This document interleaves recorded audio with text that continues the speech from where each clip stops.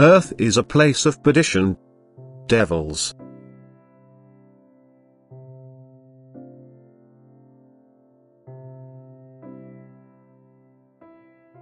The opposing prince will deploy all of his vassals in order to gain victory in the last battle on this earth, and in their darkness these beings believe that they will win.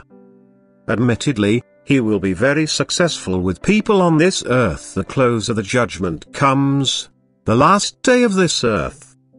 Yet the apparent victory will be his assured loss, because those he believes himself to have won will be removed from his influence and banished into matter again in order to advance once more.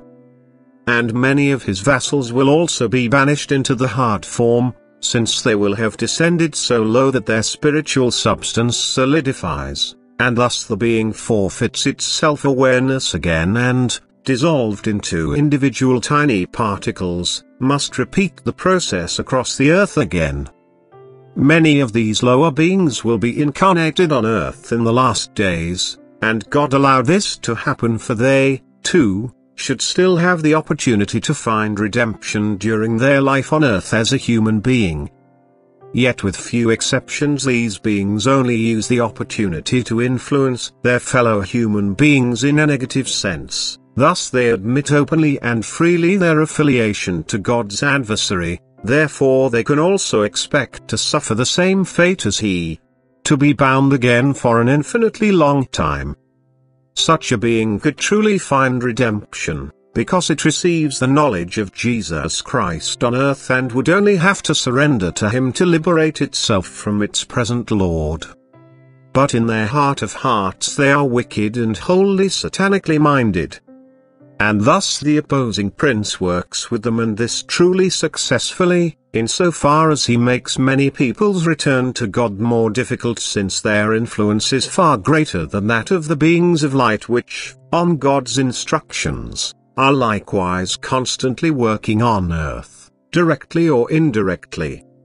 In view of the conditions in the last days, many beings of light are also embodied on earth. This is because both masters fight for people's soul, and both masters will also use all means at their disposal to gain influence over the souls. And thus the time of the end comes ever closer, and you humans will be put under ever increasing pressure by the adverse power.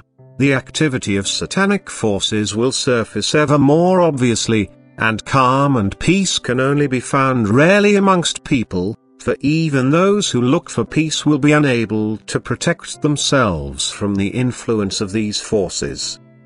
However, they should not let themselves get carried away. They should humbly endure everything and only ever call upon God for his support. They should entrust themselves to all good spirits to settle seemingly inevitable arguments, for these are the adversary's weapon to incite people against each other, to disrupt the peace.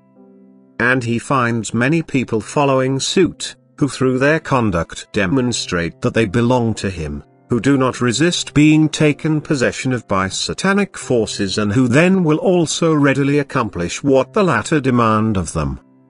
And these will be atrocities which can only be hatched out in hell, so that true devils will inhabit the earth in the end, and there will be no more space for the few good people who are faithful and loyal to God. Earth will have become a place of perdition, and therefore will have to be cleansed again from this spawn of hell. For it shall serve as a place to mature for the spiritual beings which are close to attaining perfection, and this is almost no longer possible anymore.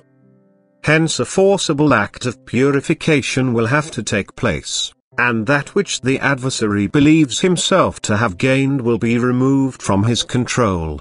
New creations will accept the spirits, and the adversary along with his followers will be bound again.